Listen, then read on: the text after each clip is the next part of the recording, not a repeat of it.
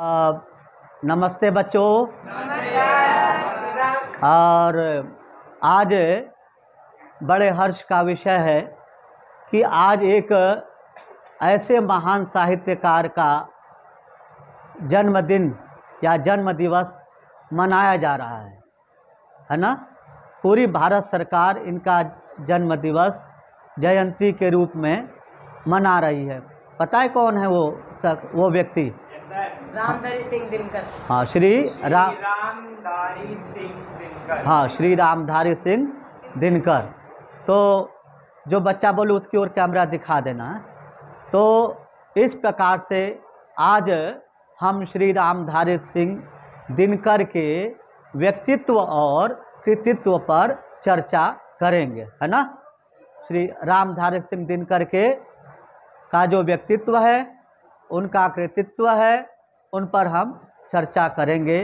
तो बच्चों, श्री रामधारी सिंह दिनकर जी का जन्म 1908 में हुआ था। 23 सितंबर 1908 में। कब हुआ था? हाँ, गुड, 23 सितंबर 1908 में। अब हुआ कहाँ था कि बिहार में एक जिला है, बेटे उधर बिहार में एक जिला है, जिला का नाम है मुंगेर। जिला का क्या नाम है? मुंगेर। मुंगेर जिला में एक गांव है सिमरिया। तो सिमरिया में इनका जन्म हुआ था। इनके पिताजी का नाम था श्री रवि सिंह जी और माता का नाम था श्रीमती मनरूप देवी। हाँ, माता का क्या नाम था? श्रीमती मनरूप देवी, है ना। तो इनका जन्म वहाँ हुआ और उसके बाद कहते कि जन्म के बाद इनकी माता जी की साया जाती रही, माता जी नहीं रही। फिर धीरे धीरे पिताजी भी नहीं रहे, पिताजी की छाया भी जाती रही। अब इनका पालन पोषण जो है इनके बड़े भाई ने किया। सारा दारो मदार जो है बड़े भाई पर गया और इनकी शिक्षा जो प्रारंभिक शिक्षा हुई, मुकामा एक है जगह, मुकामा। तो मुकामा में एक विद्यालय है, वहीं इनका जन्म हुआ, वहीं इनकी शिक्षा हुई थी। इनकी प्रारंभिक शिक्षा वहीं हुई थी। शिक्षा हुई थी इनकी कौन सी शिक्षा? प्रारंभिक शिक्षा। और उसके बाद वे पटना विश्वविद्यालय चले गए। वहाँ से उन्होंने बीए किया, जिसको स्नातक कहा जाता है। बीए को क्या कहा जाता है? स्नातक। हाँ, स्नातक की डिग्री उन्होंने ली। और इनकी रुचि, थोड़ा पोज करना बेटा, अरे। तो उनकी जो है प्रतिभा बहुत तीव्र थी और प्रखर प्रतिभा के धनी थे। इनकी जो मुख्य बातें हैं वे विशेषताएं हैं। परिस्थितियों से कभी समझौता न करना, दूसरों के सामने सिर न झुकाना, हमेशा अपने स्वाभिमान के लिए अडिग रहना, स्वाभिमान के लिए डिगे रहना, डिगे रहना, ठीक है। बिल्कुल स्वाभिमान के लिए स्तंभ की भांति जो है खड़े रहना। तो ये उनकी 3-4 विशेषताएं थी और इनकी 3 विषयों में प्रमुख रूप से रुचि थी। 3 विषय उनके प्रमुख रुचिकर थे। पहला राजनीति विज्ञान या राजनीति शास्त्र, दूसरा जो है इतिहास। दूसरा कौन सा विषय था? इतिहास। और तीसरा जो है दर्शन शास्त्र। तीसरा कौन था? दर्शन शास्त्र। ये 3 विषय जो है इनके रुचिकर विषय थे। इन्होंने ध्यान दिया, इन तीनों विषयों पर गहन अध्ययन किया और उसके बाद फिर ये भागलपुर विश्वविद्यालय में उपकुलपति का काम किया, प्रधानाचार्य भी रहे और वहीं जो है कुलपति के रूप में भी प्रतिष्ठित हुए और बिहार सरकार ने इनको सम्मानित भी किया, बड़े बड़े संस्थाओं ने सम्मान किया। 1928 में बच्चों इनकी एक पुस्तक आई काव्य संग्रह की, उसका नाम था विजय संकल्प। उस काव्य संग्रह का नाम क्या था? विजय संकल्प। तो उसमें जो है उन्होंने राष्ट्रीय चेतना से लेकर के और नव चेतनावाद, लिख भी सकते हैं, राष्ट्रीय चेतना से लेकर के और नव चेतनावाद की बात को उन्होंने दिखाया है।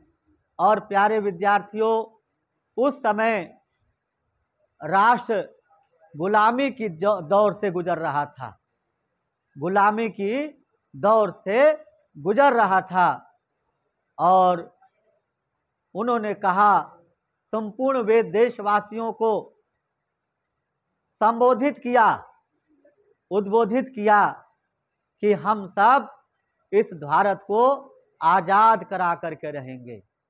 हैं? हम सब इस भारत को आजाद करा करके रहेंगे।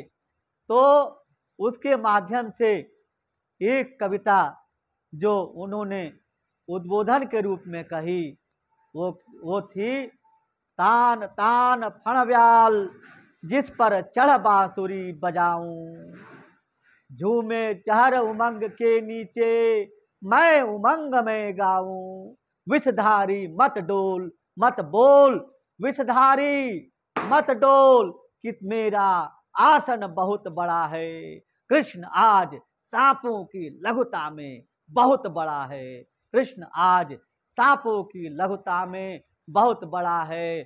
और तेरे आसन पे आज आज फलता, तेरे फल के आसन पे आज कृष्ण खड़ा है, कृष्ण आज सांपों की लघुता में बहुत बड़ा है। तो ये जो है अंग्रेजों को सावधान कर दिया कि हम जो है अपनी स्वतंत्रता को लेकर के रहेंगे। और स्वतंत्रता के लिए दिनकर जी कई बार जेल भी गए, स्वतंत्रता के लिए जो है दिनकर जी कई बार जेल भी गए। तो प्यारे बच्चों, जेल भी गए और जो है जेल में भी उन्होंने लिखा। और इनकी रचनाएं जो है, इनकी रचनाएं, अब कृतित्व की बात आती है, इनकी उपलब्धियों की बात आती है, तो उपलब्धियां अनेक हैं बेटा, अनेकानेक उपलब्धियां हैं इनकी। और इनकी जो पहली रचना है वो है रसवंती, दूसरी सामधेनी, तीसरी जो है परशुराम की प्रतीक्षा, रश्मि रथी, कुरुक्षेत्र, संस्कृति के 4 अध्याय, संस्कृति के 4 अध्याय और परीक्षा गुरु, और अनेक और रचनाएं हैं। परशुराम की प्रतीक्षा जो है स्वतंत्रता के बाद लिखी गई, परशुराम की प्रतीक्षा जो कब लिखी गई? स्वतंत्रता के बाद। और उसके बाद दिनकर जी को भागलपुर यूनिवर्सिटी ने पद्मश्री और पद्मशिखर पुरस्कार से नवाजा। बिहार सरकार ने अनेक पद्म विभूषण दिए और नेहरू जी के समकक्षी व्यक्तित्व थे। नेहरू जी ने इन्हें अपना दाहिना हाथ समझा। बेटे, नेहरू जी ने इन्हें अपना दाहिना हाथ समझा। और बच्चों, एक समय ऐसा आया कि 1974 में, 1974 से पहले राज्यसभा के सांसद रहे दिनकर जी, राज्यसभा के सांसद रहे। और उन्होंने फिर कहा कि मुझे अवकाश चाहिए और दक्षिण भारत की यात्रा को चले गए। तिरुपति बालाजी गए। कहाँ गए? हाँ, कौन गए? दिनकर जी। दिनकर जी जो है तिरुपति बालाजी गए और कहते हैं कि वहीं पर 24 अप्रैल 1974 में 24 अप्रैल 1974 में उनका स्वर्गवास हो गया। और एक संस्मरण सुनाना चाहता हूं बच्चों, दिनकर जी की ही। दिनकर जी जब तिरुपति बालाजी जा रहे थे तो लोगों ने कहा कि भाई आप कहाँ जा रहे हैं? तो उन्होंने कहा कि मैं मरने जा रहा हूं। उन्होंने कहा कि मैं मरने जा रहा हूं। कहा ये बड़ी अजीब बात कर रहे हैं, उठपट बहकी बात कर रहे हैं दिनकर जी। कहा कि हमारे लिए कुछ ले आना वहां से। तो कहा मैं किसी के लिए कुछ लेके नहीं आऊंगा। वहां गए तिरुपति बालाजी में, सबको पता चला कि दिनकर जी आए हुए हैं और पूरे राज्य में, पूरे वहां पर शहर में माइक वाइक की व्यवस्था की गई और माइक लगाया गया। आवाज नहीं। उन्होंने रश्मिरथी का पाठ किया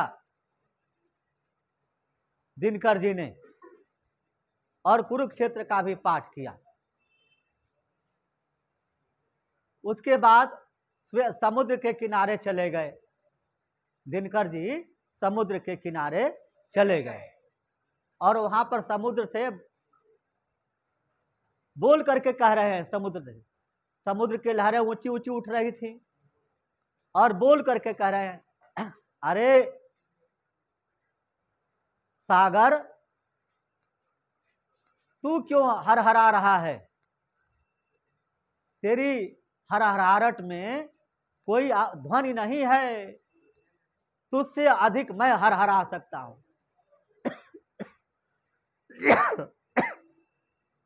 तुमसे अधिक जो है मैं हरहरा सकता हूं, तू क्या हरहराएगा? और एक बात और सुन ले समुद्र, हे महोदधि, एक बात और सुन ले, तेरे दामाद को, दामाद उनके कौन है? विष्णु। समुद्र के दामाद कौन है? विष्णु। समुद्र के दामाद कौन है? विष्णु जी। तो तुम्हारे दामाद को मैंने रश्मिरथी सुनाई है, उसका मुझे पारितोषिक दे। और तुझे देना पड़ेगा। पारितोषिक मतलब पुरस्कार। पारितोषिक का मतलब क्या होता है? पुरस्कार। देखो ऐसे व्यक्तित्व थे, ऐसे व्यक्तित्व के धनी थे दिनकर जी। तो उन्होंने कहा अच्छा, तो इतना कह करके समुद्र के किनारे बैठ गए और जितने भी पैसे वैसे सब पाए थे काव्य पाठ में, है ना, तो सारे पैसे समुद्र के किनारे फेंक दिए। उनके साथ उनके साथी गए थे जिनका नाम था स्वामीनाथन। क्या नाम था? स्वामीनाथन गए। तो वो जो है वहां पर उन्होंने कहा अरे क्या कर रहे हो? तो उन्होंने कहा कुछ नहीं कर रहा, तुम चुपचाप बैठे रहो। और बच्चों, दुर्भाग्य की बात है, सुनो बेटा, दुर्भाग्य की बात है, रात में उनके सीने में अचानक दर्द उठा और दर्द सह न सके और उन्होंने क्या कर दिया? दम तोड़ दिया। ऐसे व्यक्तित्व को हम बार बार याद करते हैं और उनकी याद में, उनकी स्मृति में मैं उनकी ही रचनाओं से कुछ पंक्तियां सुना करके अपनी वाणी को विराम दूंगा बेटा, उनकी वाणी को विराम दूंगा। और उनकी पंक्तियां सुनेंगे कि सह धूप घाम पानी पत्थर पांडव कुछ आए और निखर। सह धूप घाम पानी पत्थर पांडव कुछ आए और निखर। सौभाग्य न सब दिन सोता है, देखे आगे क्या होता है। देखे आगे क्या होता है। मैत्री की राह बनाने को, भीषण विध्वंस बचाने को भगवान हस्तिनापुर आए, पांडव का संदेशा लाए। अगर दे सको तो दो न्याय दे दो, और इसमें यदि कुछ बाधा हो तो पांडव को दे दो 5 गांव। रखो अपनी धरती तमाम, अपनी तमाम धरती रख लो बेटे, अपनी धरती तमाम, अपनी धरती तमाम। दुर्योधन यह भी कर न सका, आशीष समाज की ले न सका, और उल्टे हरि को बांधने चला। जो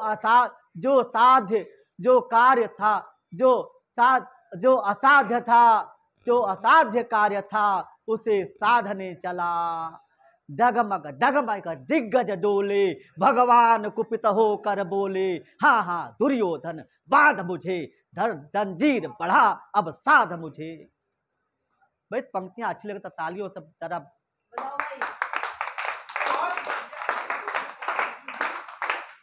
तो डगमग डगमग दिग्गज डोले, भगवान कुपित होकर बोले, हाँ हाँ दुर्योधन बांध मुझे, जंजीर बढ़ा अब साध मुझे। देख मुझ पे पवन लय है, मुझ पे ही सब कुछ क्षय है। और परशुराम की प्रतीक्षा से देखो, पीयूष चंद्रमाओं को पकड़ निचोड़ो, योगियो नहीं विजयी सदृश दियो रे।